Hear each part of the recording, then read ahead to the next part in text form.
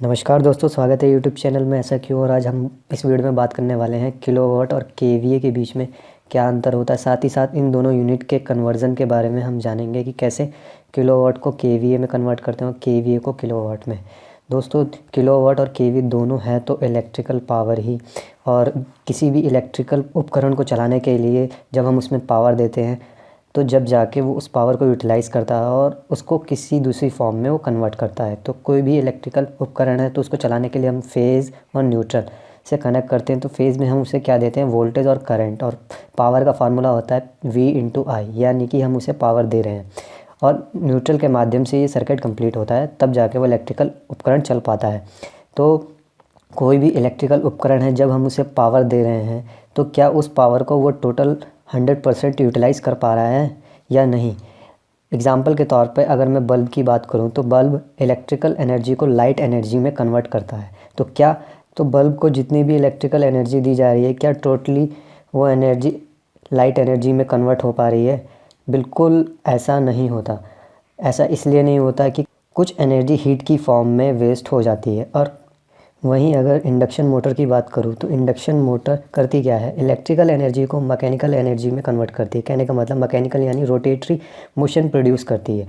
तो जितनी भी इलेक्ट्रिकल एनर्जी इनपुट में इंडक्शन मोटर के दी जाती है, तो क्या कम्प्लीटली 100% वो इलेक्ट्रिकल एनर्जी रोटेटरी मोशन में कन्वर्ट हो पाती है? इंडक्शन मोटर काम कैसे करती है, जब इलेक्ट्रिसिटी देते हैं तो उसके अंदर जो कॉइल होती है, वाइंडिंग होती है, उसमें मैग्नेटिक फील्ड बनता है। वो मैग्नेटिक फील्ड रोटर के साथ इंटरेक्ट करता है, तब जाके रोटर मूव करता है। तो जितना भी इलेक्ट्रिकल एनर्जी है जो मैग्नेटिक फील्ड बन रहा है, तो वो magnetic field totally mechanical energy में कन्वर्ट हो रहा है या नहीं। ऐसा दोस्तों नहीं होता। वो जो फ्लक्स बन रहा है, कुछ एनर्जी उससे मैकेनिकल एनर्जी में कन्वर्ट यानी रोटेटरी मोशन में कन्वर्ट हो जाती है, और कुछ फ्लक्स वेस्ट हो जाता है। तो इस तरीके से इलेक्ट्रिकल एनर्जी 100% यूटिलाइज़ नहीं हो पाती, और कुछ एनर्जी हीट की फॉर्म में, मैग्नेटिक फ्लक्स की फॉर्म में, मैग्नेटिक फील्ड की फॉर्म में वेस्ट हो जाता है। तो जो टोटल पावर इनपुट पे दी जा रही है, इसी को बोलते हैं केवीए। और जितनी भी पावर का सही यूटिलाइज़ हो पा रहा है, इसको बोलते हैं किलोवाट। और जितनी पावर वेस्ट हो रही है, इसको बोलते हैं केवीएआर। और जो टोटल पावर है, इसको अपरेंट पावर भी बोलते हैं यानी केवीए। और जो पावर यूटिलाइज़ हो पा रही है, इसको एक्टिव पावर भी बोलते हैं। और साथ ही साथ जो पावर लॉस हो रही है, उसको रिएक्टिव पावर भी बोलते हैं। तो दोस्तों, सोचने वाली बात है कि क्या कोई ऐसा इलेक्ट्रिकल उपकरण है कि जो जितनी भी इनपुट पे पावर दी जा रही है टोटली उसको यूज़ कर पाए 100%। दोस्तों, ऐसा होता है जब लोड कम्प्लीटली प्योर रेजिस्टिव हो। तो प्योर रेजिस्टिव के केस में जो केवीए होता है, जो इनपुट पे पावर दी है, वो बराबर होता है किलोवाट के। ऐसा तब होता है जब पावर फैक्टर 1 होता है। अब बात करते हैं कि पावर फैक्टर है क्या। Power factor unit less quantity है, जिससे कि हमें पता चलता है कि कोई भी इलेक्ट्रिकल उपकरण कितना पावर यूटिलाइज़ कर पा रहा है और कितनी पावर उसमें वेस्ट हो रही है।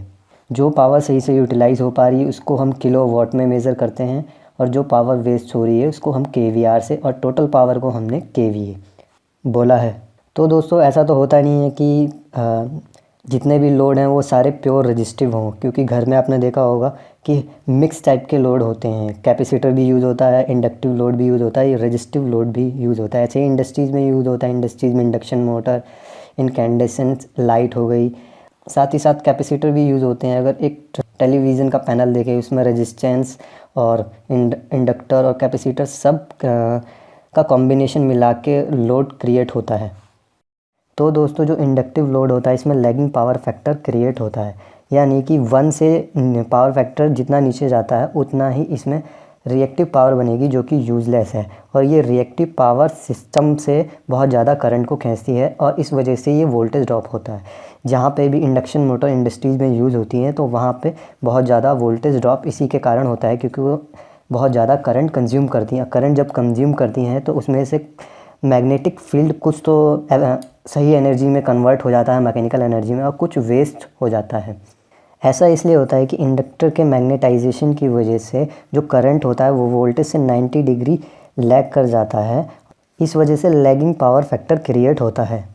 क्योंकि आपने देखा कि प्योर रेजिस्टिव सर्किट में पावर फैक्टर 1 है, और पावर फैक्टर इसलिए 1 है क्योंकि करंट और वोल्टेज सेम फेज़ में रहते हैं, तो इसमें बिल्कुल भी पावर का वेस्ट नहीं होता। पर लेकिन ऐसा पॉसिबल नहीं होता कि कोई भी लोड प्योर रेजिस्टिव हो। और इंडक्टर के बिल्कुल रिवर्स कैपेसिटर क्या करता है, capacitor leading power factor create होता है। इसमें होता है क्या, कैपेसिटर एनर्जी स्टोर करता है, फिर उसके बाद एनर्जी सिस्टम में रिलीज़ कर देता है। इस वजह से होता क्या है कि जो करंट होता है वो करंट वोल्टेज से 90 डिग्री लीड कर जाता है। तो कहने का मतलब ये है कि जो कैपेसिटर होता है वो भी रिएक्टिव पावर प्रोड्यूस करता है, वो भी टोटली अपोजिट होती है इंडक्टर के। तो जब भी पावर फैक्टर को अगर इम्प्रूव करना होता है, क्योंकि इंडक्टिव लोड से लैगिंग पावर फैक्टर क्रिएट होता है और बहुत ज़्यादा एनर्जी वेस्ट होती है, एनर्जी का कन्वर्जन नहीं होता, तो इसलिए पावर फैक्टर इम्प्रूव करने के लिए इंडस्ट्रीज़ में कैपेसिटर बैंक का यूज़ किया जाता है। वो पावर फैक्टर को 1 की तरफ ले जाता है, क्योंकि ये रिवर्स होता है इंडक्टिव लोड से। अब आपके मन में एक सवाल उठ रहा होगा कि किसी उपकरण की रेटिंग केवीए में होती है, जैसे ट्रांसफार्मर की केवीए में होती है, वहीं जितने भी सर्किट ब्रेकर होते हैं उनकी रेटिंग भी केवीए में होती है, जैसे एसीबी, वीसीबी और एमसीबी जितने भी सर्किट ब्रेकर हैं इनकी यूनिट केवीए में होती है। और वहीं जितने भी इलेक्ट्रिकल उपकरण एनर्जी को कंज्यूम करते हैं, जैसे मोटर हो गया, बल्ब हो गया, और घर में जितने भी हम टीवी, फ्रिज जितने भी यूज़ करते हैं, ये इनकी सबकी रेटिंग किलोवाट में होती है। तो आपको सिंपल सा ये याद रखना है कि जितने भी उपकरण हैं वो एनर्जी को ट्रांसफ़र करते हैं, इनके इनपुट पे जब सप्लाई दी जाती है, जो एनर्जी को ट्रांसफ़र करते हैं उनकी रेटिंग हमेशा केवीए में होती है। ट्रांसफार्मर करता क्या है, एनर्जी को वन फॉर्म से दूसरी फॉर्म में कन्वर्ट करता है, तो ये एनर्जी को ट्रांसफ़र करता है, तो इसलिए इनकी यूनिट केवीए में रहती है, क्योंकि ये एनर्जी को यूटिलाइज़ नहीं करते, कंज्यूम नहीं करते, क्योंकि दूसरी फॉर्म में चेंज नहीं करते।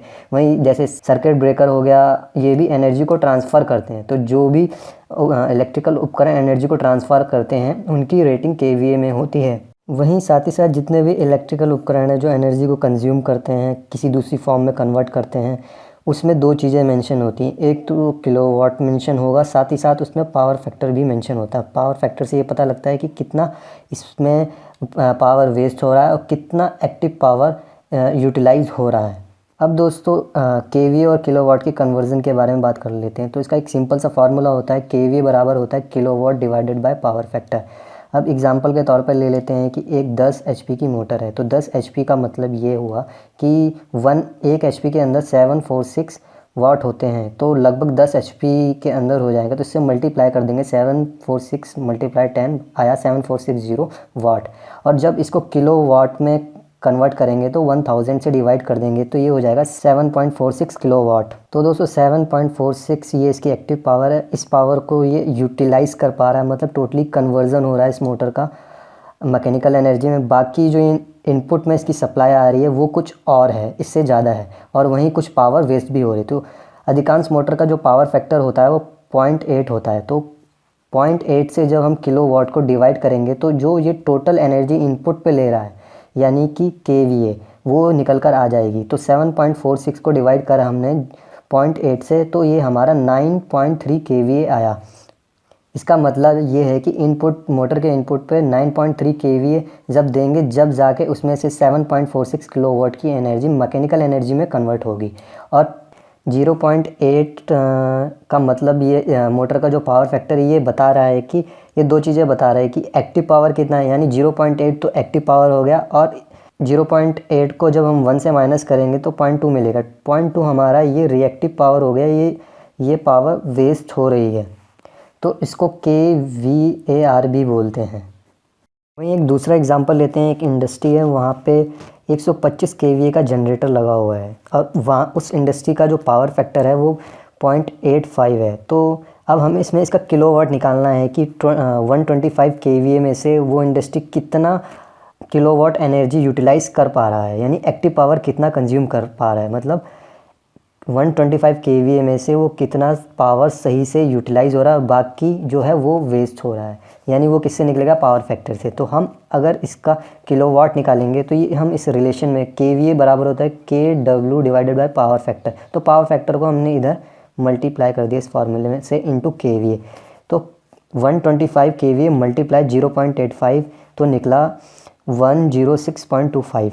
जब भी हमें किलोवाट निकालना होता है तो हम केवीए में पावर फैक्टर का मल्टीप्लिकेशन कर देते हैं, तो उससे हमारा किलोवाट निकल जाता है। तो इससे ये पता लग रहा है कि कंपनी में जो जनरेटर लगा है वो लगभग 125 केवीए की पावर सप्लाई देता है, जिसमें से पावर फैक्टर उसका 0.85 है, तो उसमें से जो एक्टिव पावर निकल रहा है यानी किलोवाट 106.25 एनर्जी जो है पावर है, इतनी एनर्जी ही यूटिलाइज़ हो पा रही है। बाकी की जो है वो एनर्जी रिएक्टिव पावर है वो वेस्ट हो रही है।